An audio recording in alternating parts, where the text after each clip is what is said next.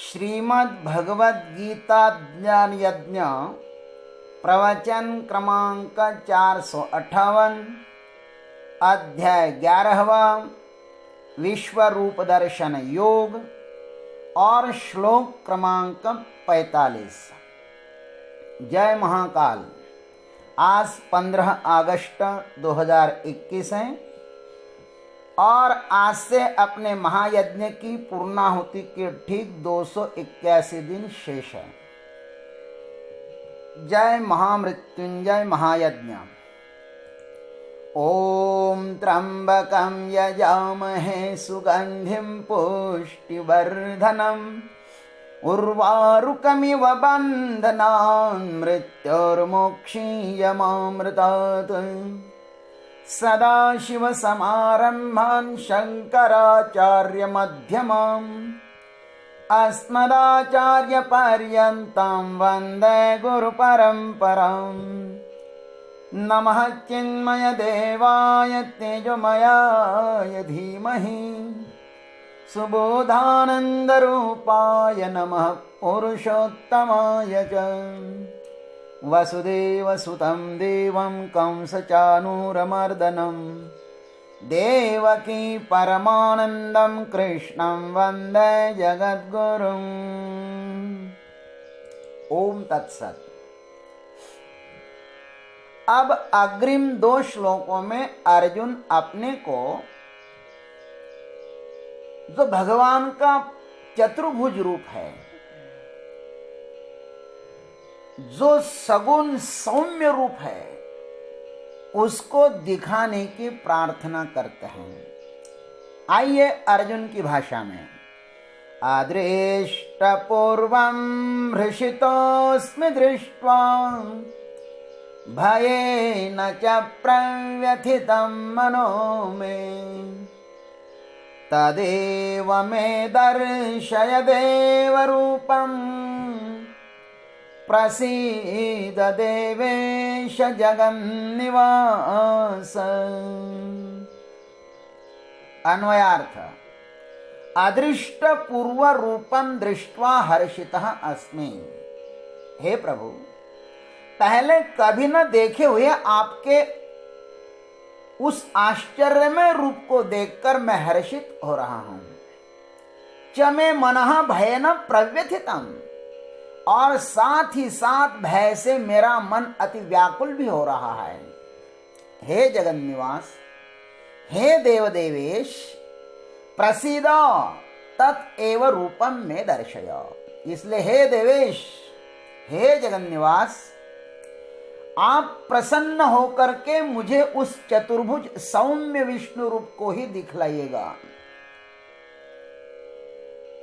इस प्रकार अर्जुन भगवान से प्रार्थना कर रहे हैं। आइए भगवत कृपा से हम लोग उस पर चिंतन करते हैं।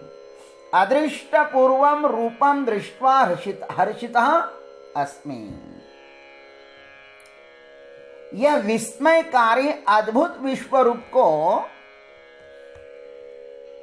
मैंने पहले कभी नहीं देखा था, अतः इसको देखकर मुझे बड़ा हर्ष हो रहा है। प्रभु, यह हम साधकों के लिए बड़ा ही सारग्रहित वाक्य है अर्जुन का। प्रत्येक परमात्मदर्शी जिज्ञासु को परमात्मा का साक्षात्कार करने की तीव्र जिज्ञासा रहती है, किंतु वह स्थिर नहीं रह पाती, अतः वे प्रभु का दर्शन नहीं कर पाते हैं।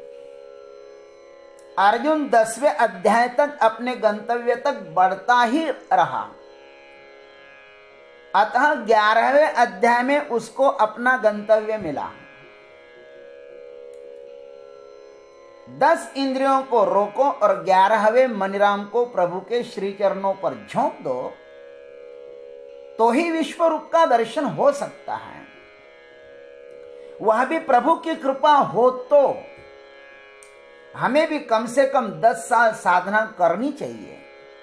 11 वर्ष में मन को मनोहर को समर्पित कर देना चाहिए, तब 12 वर्ष में प्रभु का साक्षात्कार अवश्य ही होगा। इसलिए तो 12 संख्या को हमारी संस्कृति में शुभ माना है। 12 ज्योतिर्लिंग, 12 आदित्य, 12 मास, 12 साल तपस्या आदि। प्रत्येक 12 साल में प्रत्येक के जीवन में एक टर्निंग पॉइंट आता है। आदमी पूर्णतः बदलता है। मेरे जीवन में ऐसा घटित हुआ और आप लोगों के जीवन में भी घटित हुआ होगा। आप निरीक्षण करिएगा। मैं 12 साल तक अपने घर में रहा। 12 साल के बाद घर छोड़ दिया और अनेक साधु संतों के साथ रहकर प्रस्थानत्रय का अध्ययन किया। फिर 24 साल का हुआ तब चिन्मय मिशन में आया। 36 साल का हुआ तो संन्यास दीक्षा ली और 44 साल का हुआ तो बहुत बड़ा महामृत्युंजय महायज्ञ और महाकाल भगवान की स्थापना अपने आश्रम में की है, इसी निमगांव में। और तब से लेकर भगवान महाकाल अपने से ये महायज्ञ सतत करवा रहे हैं। अब 22/2/22 को ही महामृत्युंजय महायज्ञ उज्जैन नगरी में होने वाला है। यह कहने का इतना तात्पर्य है कि हर 12 साल में क्रियाशील मनुष्य के जीवन में कुछ बड़ा परिवर्तन आता है। आप भी अपने जीवन में झांक करके देखें तो आपको भी अपने जीवन में परिवर्तन दिखाई देगा। अर्जुन ने विश्वरूप देखने की पहले 10 अध्यायों में पूर्व तैयारी की थी। पूर्व तैयारी होवे तो घटना घटने में देरी नहीं लगती। पूर्व तैयारी के लिए ही प्रयत्न करने पड़ते हैं। अर्जुन ने प्रार्थना की तो प्रभु ने उसे अपना दिव्य रूप दिखा दिया। हे प्रभु, आपकी बड़ी कृपा है, मेरी प्रार्थना आपने सफल बनाई। अर्जुन मानो भगवान को धन्यवाद भी दे रहा है। मानो आपने मेरे आंगन में कल्पवृक्ष लगाया हो अथवा कामधेनु का बछड़ा खिलौने के रूप में देकर मेरी इच्छा पूर्ण की हो, अथवा खेलने के लिए पांसों के बदले सितारे दिए हो और गेंद के बदले चांद दिया हो। इस तरह मां की तरह आपने मेरे सब हट पूर्ण किए प्रभु। जिस अमृत की बूंद को पाने के लिए बहुत प्रयास करने पड़ते हैं, उसके आपने मेरे चारों ओर वर्षा की और जमीन में क्यारियां बनाकर चिंतामणि बोए। इस प्रकार हे प्रभु, आपने मेरी सारी इच्छाएं पूर्ण की। जिस रूप को आज तक किसी ने भी नहीं देखा, जहां तक कोई भी इंद्रिय नहीं पहुंचती, वह रूप आपने मुझे प्रत्यक्ष दिखाया। हे नारायण, हे विश्वरूप, मैं धन्य हो गया। क्या मैं मनः भयन प्रव्यथितम। और यहां पर कहते हैं कि प्रभु, मेरा मन भय से भी व्याकुल हो रहा है। भय और हर्ष ये दोनों साथ साथ ही रहते हैं। परमात्मा को पाना हो तो संसार का समस्त ममत्व छोड़ना पड़ता है। परमात्मा को पाने की जिज्ञासा ठीक है, किंतु उसे पाने के लिए जो कुछ छोड़ना पड़ता है उसके लिए हम तैयार नहीं होते। हमारा घरदार, हमारा बिजनेस, हमारे आप्त, इष्ट, धन, दौलत कुछ भी न छूटे, इसको छोड़ने का हमें डर लगता है। इसको छोड़ दे तो मेरा क्या होगा, इस प्रकार का भय सतत पीड़ा देता है।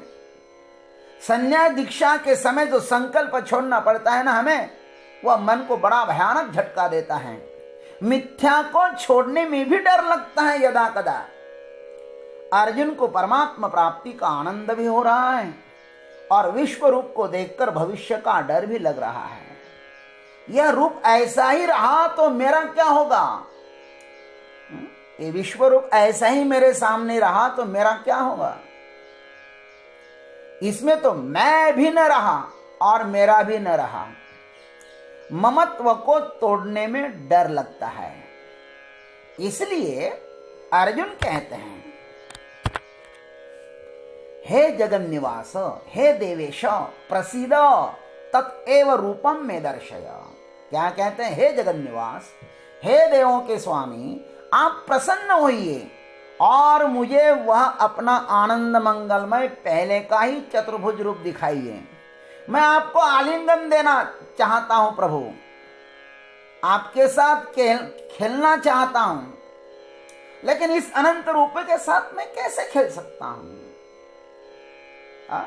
तो आप मुझको वही रूप दिखाइए जिसके साथ मैं खेल लूं, जिसके पास मैं कुछ बातें कर लूं। लेकिन यह आपका बड़ा भयानक रूप है, इसके साथ खेलना असंभव है। क्या वायु के साथ दौड़ सकते हैं हम लोग? क्या आसमान को गले लगाया जा सकता है? अथवा क्या समुद्र से जलकिड़ रखी जा सकती है? वैसे ही क्या आपके इस अनंत रूपों के साथ मैं व्यवहार कर सकता हूं? इसलिए आप प्रसन्न होकर मुझे वह अपना सौम्य रूप दिखाइए। दर्शन के लिए विश्व रूप ठीक है, किंतु रमन क्रीड़ा विश्रांति के लिए तो आपका वह सगुण साकार चतुर्भुजी होना चाहिए। जैसे इस स्थावर जंगम धरती पर कुतूहल से घूम आने के बाद घर में आराम करना अच्छा लगता है ना, वैसे ही अब चतुर्भुज रूप देखने में आनंद ही आवेगा। अब यह भी मेरी एक इच्छा पूर्ण कीजिए प्रभु। कुछ संत ऐसे होते हैं जो निर्गुण से सगुण की यात्रा करते हैं, जैसे हमारे श्री शुकाचार्य जी महाराज। आत्मा रामाश्च मुनयः निर्ग्रंथा अप्युरुक्रमे कुर्वन्ति अहेतुकीं भक्तिम इत्थं भूत गुणो हरिः। आत्मा राम है, निर्ग्रंथ है, लेकिन तो भी अहेतुकी भक्ति करते हैं महाराज। भगवान कृष्ण उनको सगुण साकार परमात्मा उनको बहुत ही प्रिय है, वे स्वयं स्वीकार करते हैं। परीक्षित जी को कहते कि हे परीक्षित, परिनिष्ठितोऽपि नैर्गुण्यम उत्तम श्लोक लीलया गृहीत चेता राजर्षि आख्यानम यदधीतवान। हे परीक्षित, मैं पहले निर्गुण में रमता था, किंतु इस कृष्ण ने मेरा मन अब अपनी ओर खींच लिया है। और ऐसा अपना भाव व्यक्त करते हैं सुखदेव जी महाराज। और कुछ संत सगुण से निर्गुण में जाते हैं, पहले सगुण को प्राप्त कर लूं, बाद में निर्गुण को देखूंगा। कहा भुसुंड जी महाराज अपने गुरु लोमश ऋषि जी को कहते हैं, भरी लोचन बिलोक अवधेशा तब सुनी हऊ निर्गुण उपदेशा। पहले मैं भगवान श्री राम को देख लूं और फिर बाद में निर्गुण निराकार का भी दर्शन कर लूं। प्रभु जानो निर्गुण को, लेकिन रमन तो सगुण में ही कर लो। सागर को जानो, वह सब पानी का स्रोत है, किंतु पीना हो तो किसी निर्मल मीठे जल के झरने का ही पानी पीना होगा। जानकर अनजान होना यही सच्ची भक्ति है। जानोनी नैनते करी माझे मन ऐसे मद प्रेम दे देवा। जानकर अनजान होना यही तो सच्ची भक्ति है। अतः हे प्रभु, अब मुझे आप अपना मनमोहक सुंदर सांवला सलोना स्वरूप दिखाइएगा। मैं उस रूप को देखना चाहता हूं।